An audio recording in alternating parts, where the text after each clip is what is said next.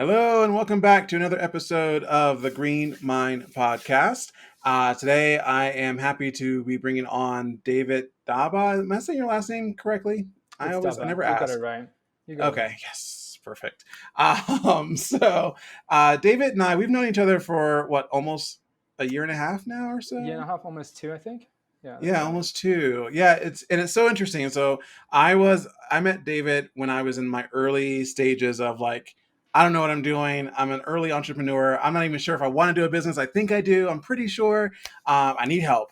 And so I was like, let me go find out who else is doing this type of stuff. And I was also looking for identity groups. And so there was like an LGBTQ entrepreneurs online for people around the world who are kind of connecting together around this particular topic. And that's where I met you, David, and somehow it just connected. It just made sense for us to kind of start talking to each other. And you have such a Absolutely, 100%. and you have such a different like style and approach. But I think we also connected on the fact that around the environment and that there's like a shared connection in the work that we do there, but also very different. And I love different within that space. So maybe we can start with telling people about who you are and the type of work that you do, and then we'll kind of dig into some of the projects and stuff that you might be working on.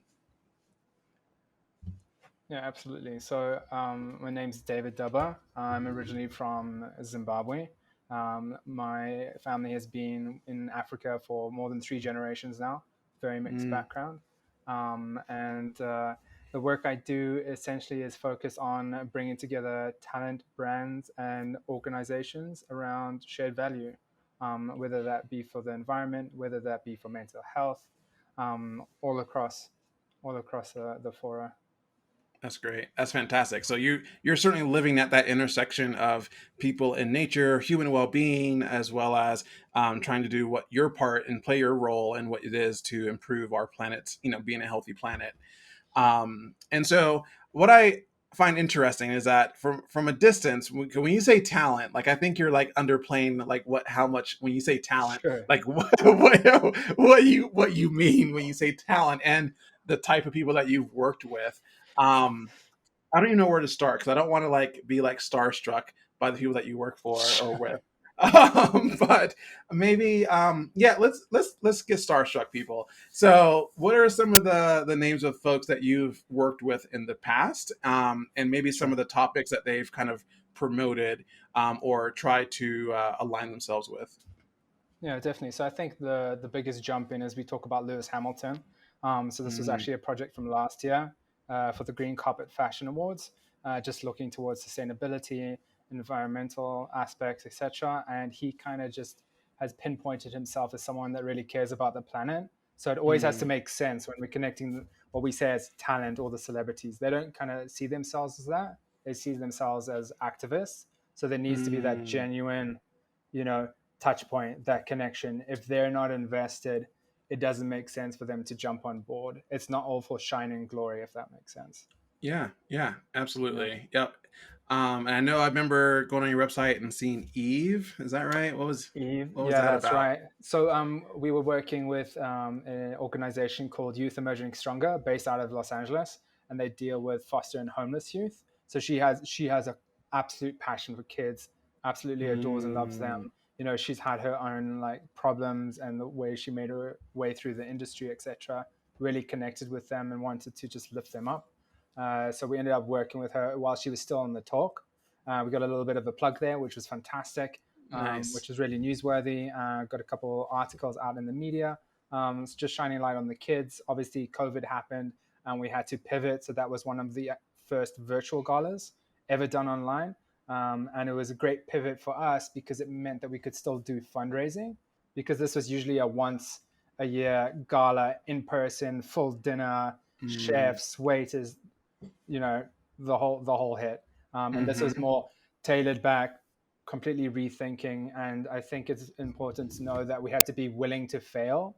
Like, we didn't Mm, know if it was going to work or if it was going to completely bomb, but it didn't bomb.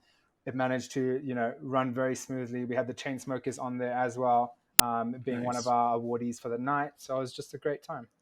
That's awesome. That's fantastic. And I guess what I'll do, because I can't guarantee that everyone's going to know all the people that we're mentioning so far. Right. So how would you describe who is John Lewis, who is Eve, and who is, the Chainsmokers? I mean, I know who the Chainsmokers are, but Sure. I think the easiest way to encapsulate is that we typically work with what you would consider A-list celebrities, but we're hmm also trying to work with up and comers, people that are making a big buzz in their community, showing that they have a big influence, whether that is in, music, whether that's as a businessman, someone that people are going to notice and gravitate towards, so that hmm ultimately the charity, the organization, the brand can all rise together. There's got to be yeah. that cohesive juncture. Otherwise, it just doesn't. There's no magic dust. That's the best way to put it. hmm Nice. I love some magic dust. So, what does that mean to, like? How do you find these people, or does, like, the Eves of the world look for, like, let me go find David, and then David tells me what to do, or is like, I already know what I want to do, I just need to find some way to connect to it, or is it the other way that the organization's like, we know what we want, we just need to find the talent who might align with that, and then you kind of figure out who might align? Like, how do you know who's aligned with what? Yeah, so I think there's a couple ways that we navigate it. So either the organization can come to me and say we know exactly who we would love to host, to be an awardee, someone to be our ambassador. So they could, for instance, come to me with a target list and say these are the top 10 people that we would love to work with. Or we need to completely reverse engineer that, and we need to go out to talent and say what causes are important to you, and then Mm-hmm. we kind of like flesh it out from there. Another way is I go and do my homework. I'm always online listening to music, reading the press, scrolling through Instagram, TikTok, what have you, and I kind of just keep that in my memory bank and make sure that I'm like tenfold ahead of everyone, so that I can plug and play, make sure it makes sense, make sure it makes sense for the organization, make sure it makes sense for the talent, and just have cohesion all around.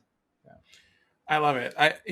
That what that reminds me of is conversations that we've had in the past, and you know, I'm a social scientist. I get, I try to go out into the out into communities and work with them directly. I think a lot about numbers and crunching and doing research data. And your world is so different from my world in the sense that, I remember Absolutely. multiple conversations where we start talking, and you're like, yeah, well, I just talked to this person real quick, and I'm on Clubhouse. I'm like, what is even Clubhouse? And you can just list you can list off Highly so many recommend. things. Highly, I do feel I'm in the elite now Highly, because highly recommend. I was given the Clubhouse pass or access from David. Without David, I would not have Sure. access to Clubhouse, so I Yeah. feel pretty special. But there's still overlap as well in the things that we do, and our passions overlap very well. Just generally how we see the world. Big time. Um, Yeah. so, what do you think about in regards to like, what type of work are you doing or have done around the environment with these celebrity types, Sure. and kind of what success have you seen come out of that? Yeah. So I think the biggest one at the moment is with I4. So that's the International Fund for Animal Welfare. They're a global organization. They're in over 40 countries, and they've really got boots on the ground. I think what's important for me is that they are also based in my home turf in Mm, Zimbabwe with a couple different projects. So they've got Wild as Life, which I've actually been to, and then they've got the Zimbabwe Elephant Nursery, which is called Zen. Um, so I think that is probably like the top one for me because it's home yeah, based. I'm absolutely in love. I would love working on the global projects as well, but having that passion and connection is super important. So we actually have a project launching with them July 31st. I'm not really sure how much I can speak about it or who we're sure. speaking to. But it's again, it's they. I think what it is for me that I love about it is their trust in me and Mm, knowing the talent that would be that key fundamental component to launching that campaign. Um, I think that's the main one. The other yeah. one, obviously, the Green Carpet Fashion Awards is all about talking about fast fashion. We discard everything we're wearing in 2 seconds. It just doesn't make sense. Mm, It doesn't connect with me well at all. I'm not someone that's just picked something off the rack and it's like, yeah, I absolutely need that. Must take it. yeah, yeah. Yeah. No, that's so interesting. And what do you find? I remember talking to you and I looking at on your website and seeing these different celebrities, and I think Eve is the one that probably resonated with me immediately. And I'm like, oh my gosh, you got to work with Eve. That's so cool. Like you got to even talk to her. That's so crazy. And you're like, yeah, they're She's important, fantastic. but she's also like Eve. Like she's also just a person. And I remember being so inspired, 100%. Yep. like the ability for you to engage with these celebrities and not like get overwhelmed. Like how is that because of experience over time you became that way? Like in the beginning were you like, oh my god, or were you always like, cool, let's work together? Mm, I think it's always been that way. So there's an interesting thing that happened. My mom and I were fortunate to go to Zanzibar. My sister was working there for about 2 years, and Mm-hmm. we were in the airport in Nairobi in Kenya on the way back, and it was Sienna Miller and Jude Law just sitting in the airport lounge, just relaxing, chilling. And I said to my mom, oh, I think that's Sienna Miller. We should really go and talk to her. And my mom's like, no, don't bother. And I just walked up to her, introduced myself, and just said, how are you? How was your holidays? This is just after Christmas break. And asked her how her family is doing. Just very plain, normal conversation. Because I don't want Mm-hmm. to start intruding on, I guess, again, I've reverse engineered it because I'm talking about their family, which is kind of personal. But it's because I see it as like a level playing field to know someone from the inside out or from the outside Mm-hmm. in, whichever way that works for you, as Right. opposed to, oh my God, this is this big celebrity. I can't talk to them. What do I talk to them about? Like you said, they're just people, they just want to Mm-hmm. engage. That's it, on a human level. I mean, with that being said, are there celebrities that you would like to work with Oh, that you would love? 100%. 100%. And we spoke about this actually the other day. It's Rihanna, Hmm. number one on my list to work with. Yeah, Yeah. She's absolutely broken the mold. She's doing her own thing. No excuses. And yeah, she's definitely the number one on my list. that's awesome. And thinking about these celebrities, and again, we'll get into more maybe some of the projects, but there is this. I know here in the states for sure, when celebrities speak up, people get into the like, oh, well, you're not allowed to speak, like you're a celebrity. Mm. What do you say to people about that type of rhetoric around celebrities and social justice, environmental justice, and they shouldn't be in it? Well, I think you can think about it in two ways. Again, everyone is allowed to have their opinion, but if Hmm. someone is willing to take the risk and go out there and have one, we should hear them out. But we also have to do our due diligence and look at their past actions. You know what I mean? There's a lot of. Hmm.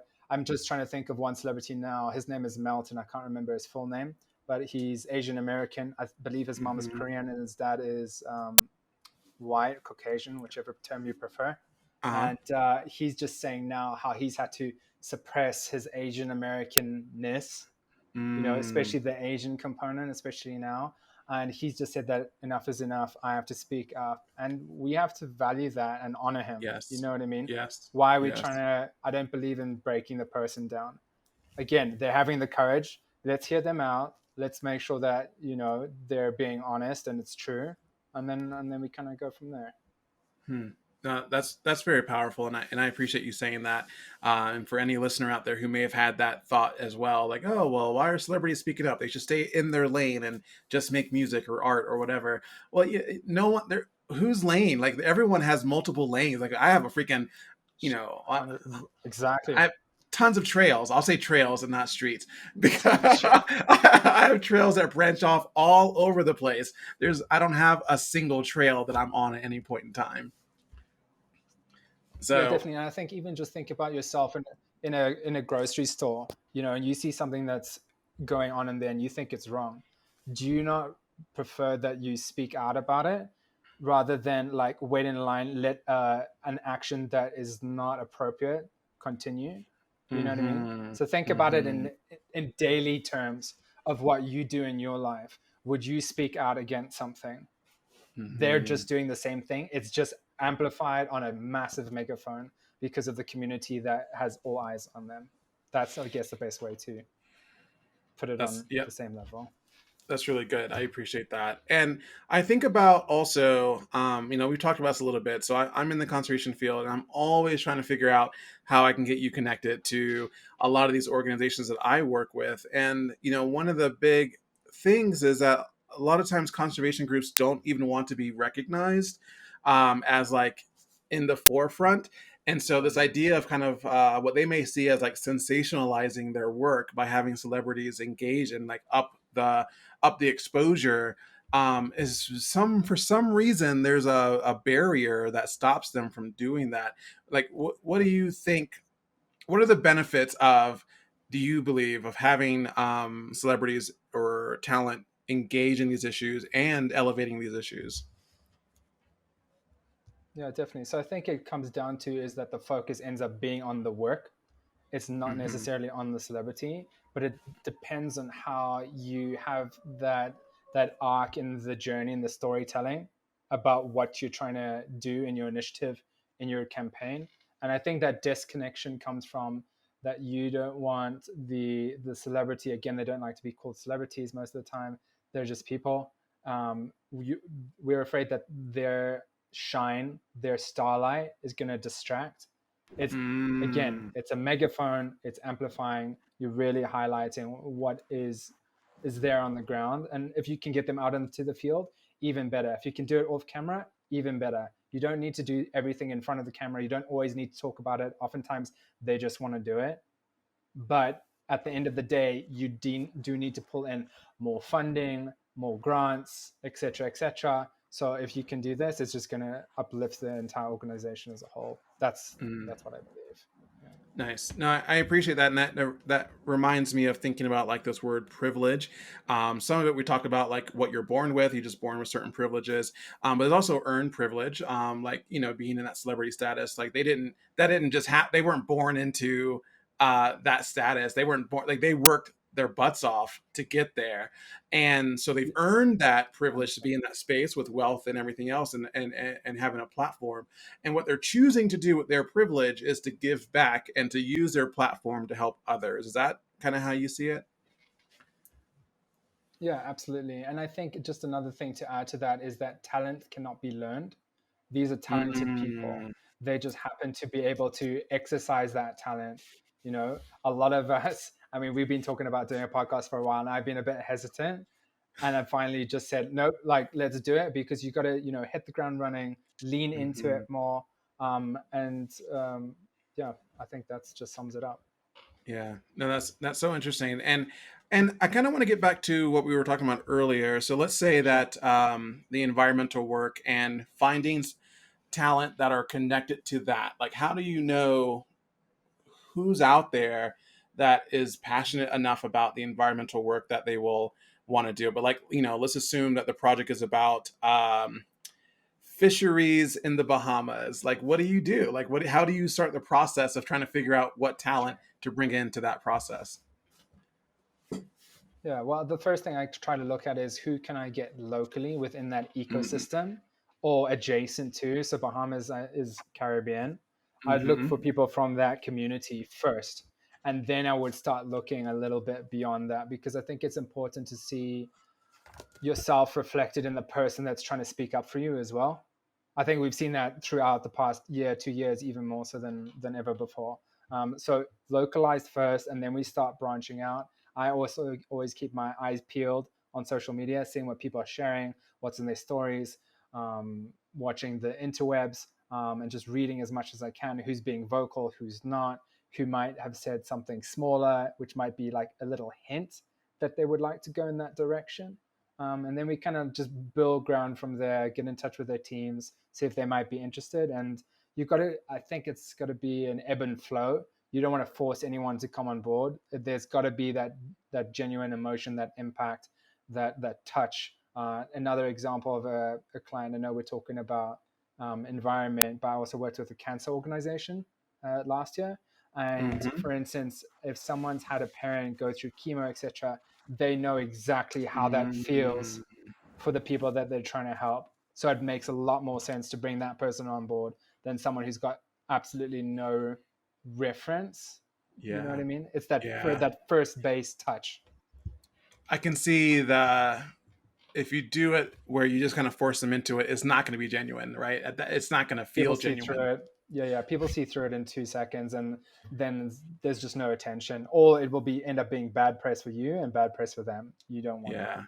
Okay. Well, that's good to know. So I'll do what I can to go on the Instagram and Twitters and like push Absolutely. Lizzo into an environmental way so that I mean, why hopefully not? Lizzo in the Bahamas on a jet ski. I think we can organize that. Not a problem. Why not? yeah, so when you think about, so I guess what got you into this field altogether? I mean, what inspired you to be a part of this? I mean, were you kind of already in that culture of, hanging out with celebrities and just like, was that your scene already somehow? Yeah, so I'd already been in like the events world, if you want to call it that. Working at the Golden Globes, the People's Choice Awards, working firsthand with talent, Nick Jonas, Kiala Settle, a whole bunch of other names. Again, it's not about the name dropping; it's more about those like personal one-on-ones with them that are so crucial and important because those can end up being long-term relationships and connections. Mhm. You don't even need to see them for a long time and they remember you. Just having Yeah, that is great. We're not saying we need to be best friends forever, but it's nice to have that little touch point. yeah, And yeah, no, I've definitely been in the space. I guess I've kind of pivoted towards this because giving back was super important.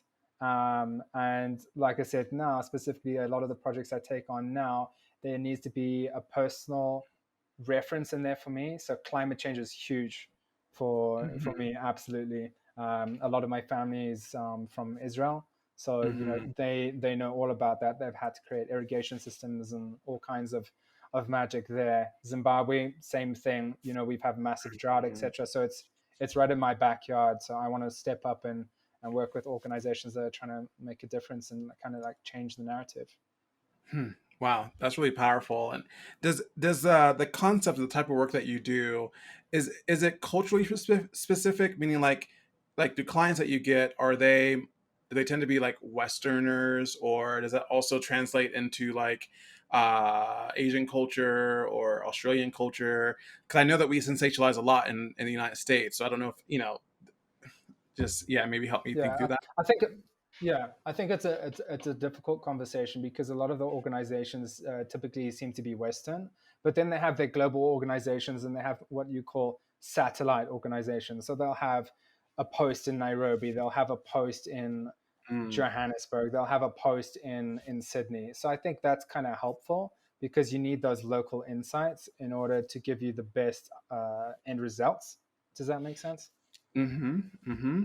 Yeah. No, that totally makes sense. Have you worked in any Eastern countries, or do you have desire to? I definitely have desire to. We've actually had a conversation with one of my clients who has a posting in China, and I absolutely, it's not exactly related, but I love K-pop and I Uh love huh. music in general. You know me.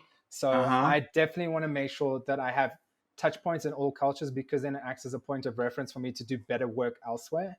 Because as I said again, and I'm going Mm-hmm. to keep repeating it, if you don't see yourself reflected on the stage, it's it's so difficult to get everyone connected, but like if we can Yeah. just do that first connection, it kind of just breaks the ice and everyone feels involved and included. Mm-hmm. We don't want to isolate anyone or put them on an iceberg. It just doesn't that doesn't translate to make sense for me. Yeah, that's very helpful. And I guess you know when you're trying to work with organizations and they're trying to get specific people, and there are certain maybe fields or type of work. So let's say like winter sports, right? So sometimes that can come off like, oh, that's a white only sport. You don't really see Right. people of color in that, and that's really Or coming down people from Zimbabwe. or if you were from Zimbabwe, that's right. Yeah. Um, but No, you kind of no. want I to. mean, I think sorry to interrupt. I've been in the snow once, and I mean, mind boggled because you only see it on like the TV screen and like for like a little square, and to see it in real life is a big jump. But again, Mhm. I feel like we live in a shared experience now because of the internet, and once you're there, it Yes. almost feels as that you've been there before. Does that make sense? That really that actually is very interesting because I was just going to say that about nature. Some of these nature like images that you see, like that's so far away. Like how do like but people still do feel connection, right? Even if it's not in their backyard. Yeah, absolutely. And I think everyone can feel empathy, right? When you see things. Mm-hmm. But it's Mm-hmm. very different when you've got that lived experience versus that perceived experience through a video or an image. So, again, that's why we try to get people out into the field when it is safe, because they need to feel that experience and see the people going through it to really get that attachment and that Mm-hmm. connection. So of course there's like this stigma around celebrities, and like my imagining, or some people's imagining, maybe like or talent. Sorry, I don't want to keep calling them celebrities, Sure. just talent. Right. Not, No, but I no worries. appreciate this have this conversation because I wouldn't know the difference. I would not have like understood why someone would want to be called talent versus celebrity, right? But now I have a much better understanding of that thanks to you. But there's this idea of like, what you see on TV is like, do you just like go and like go get them like all orange M&Ms, and like, is that your life, like just getting people orange M&Ms? On, I mean, look, there's definitely an ebb and a flow. Everyone has a particular taste, but I think at the end of the day, we've all got our preferences. If you like orange M and M's, like have at it. Like that's Right. fine for you. I'm okay with that. I'll have the rest of the bag. That's fine. Yeah. So, but what does that mean? Like when do you find has it been easy for you to work with these talent? Because I think maybe the expectation is they're over the top. They're going to be so difficult to Mm. work with. And wow, like maybe that's a hesitation that some organizations might have. Is like, well, do I really want to work with a celebrity? It's going to be so much extra work, to do that. No, I think there's a lot less work, to be honest. And you also kind of need to go in with no expectations versus all the expectations. And they must drop Mm, everything to do everything they can, and vice versa. You know what I mean? It's not for the yeah. organization to do all the work either. If you're going to step in as an advocate, everybody's got to Mm, do their fair share so that there's equity in the workplace. You know what I mean? yes. And at the end of Yes. the day, it's not the organization or the celebrity that's important. It's the work that you're doing that's important and the outcome of that. Hmm. So, how do you see when you do get these talents for certain projects? Are they promoting like the lead up to the potential work? Are they promoting the actual work itself, or are they promoting the outcomes of projects, or is it all three across the board? It can be all three across the board. It depends how heavy a lift you want the project to be.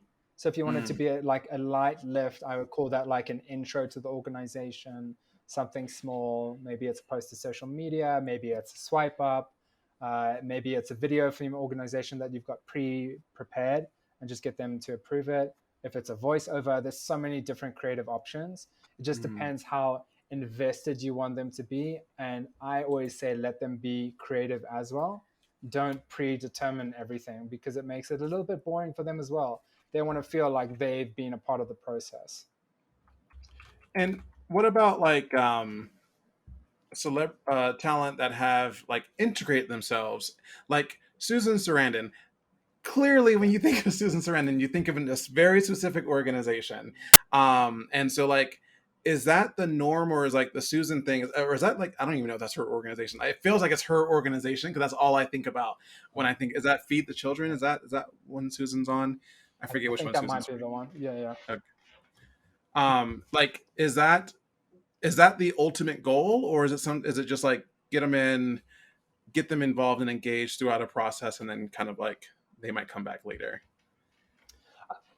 I think it depends. You obviously would love to have that repeat rapport with them to create a long term relationship, but you have to build towards something like that. You're not going to Mm, immediately get an ambassador. You want to build trust. You want to show them the work. You want them to get to know the organization. You just want, and also a very important and key aspect for me now more than ever is also transparency. mm, We want to see that what you're saying you're doing, you're actually doing. Because as much as you're putting yourself on the line that the talent could say anything, they need to make sure that mm. you're coming up trumps as well. It can't just be one way. Yeah. Huh. That's interesting.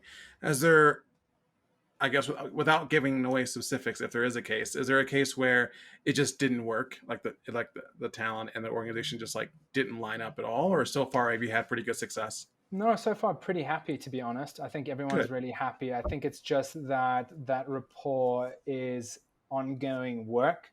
And when I step away from a project, or when like we're finished with a certain time period, the organization needs to, keep tabs, say thank you, remind people about what dates are coming up, etc., so Mhm. that things can kind of just flesh out naturally, as opposed to a forced relationship, or for, Mhm. as I alluded to earlier, shine. Like, we don't want people involved just to get the goodies and the stars and the gold ticket. No, no, no, no. It needs to be Mhm. genuine. Yeah. What do you? I mean, I know this may be a hard question because you've done the work, but like, what would you feel like the difference is between a project that didn't do any of the things that you brought to it? That if they had gone on with that project without any of the things that you brought to it, what would be the difference between what you did do versus if that had not happened at all? You think?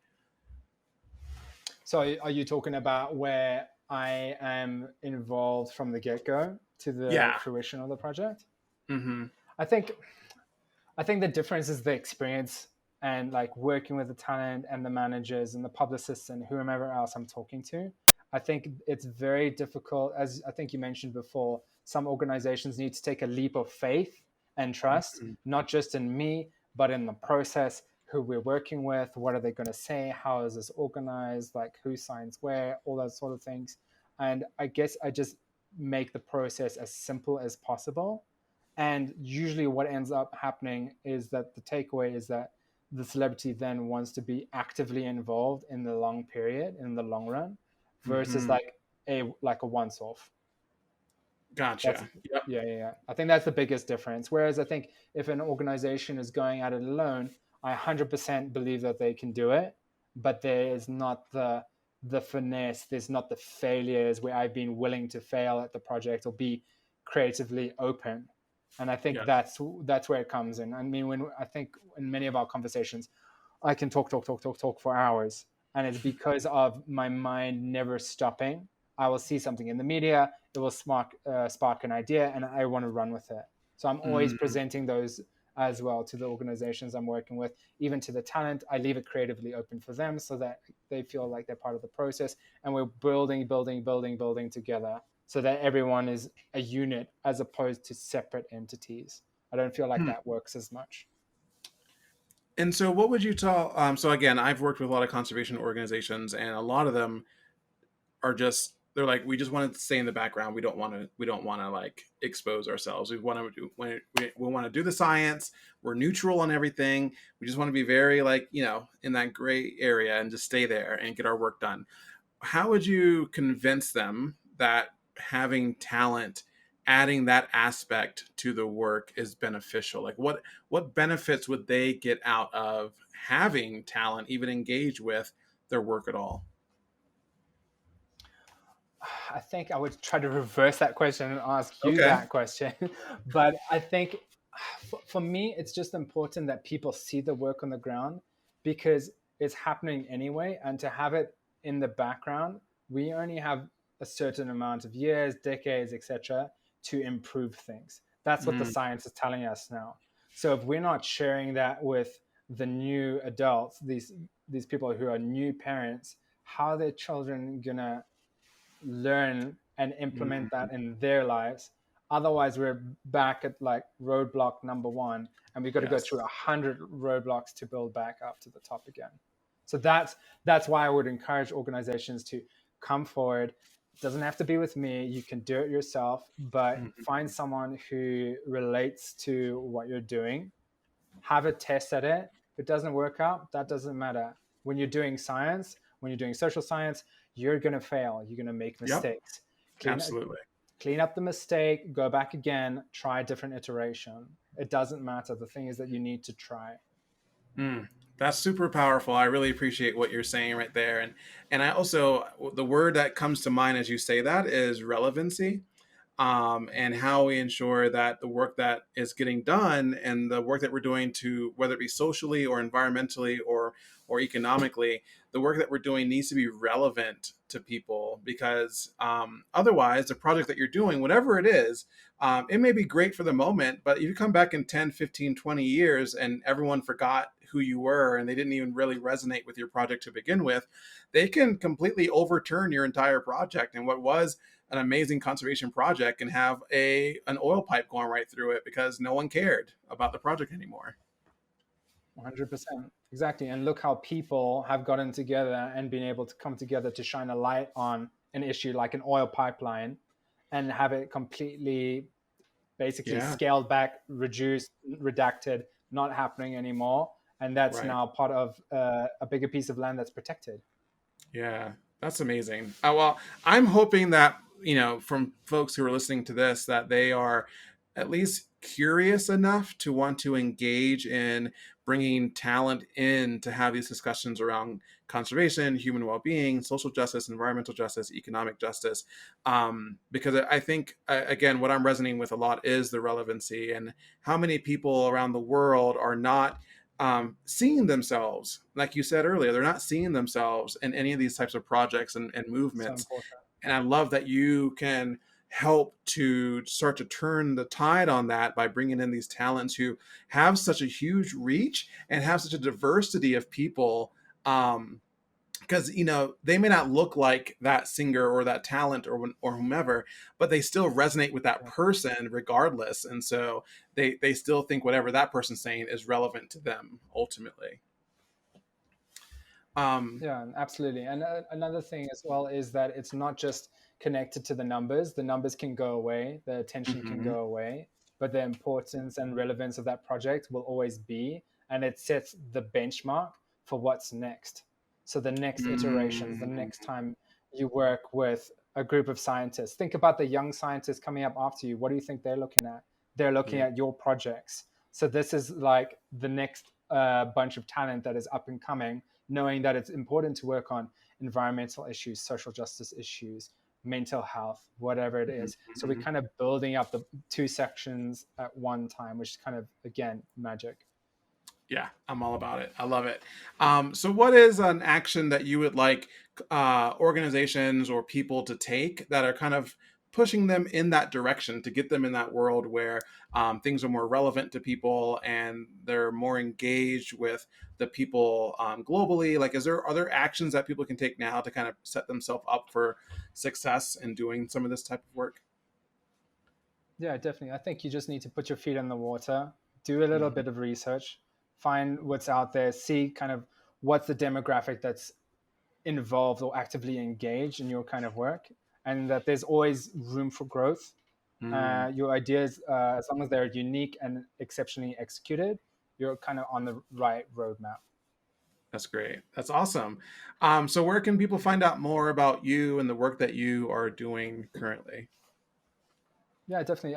People can go to my website. So that's dstudiomedia.com, or you're more than free to connect with me on LinkedIn. It's just David Dabah. And yeah, that's pretty much it. That's awesome.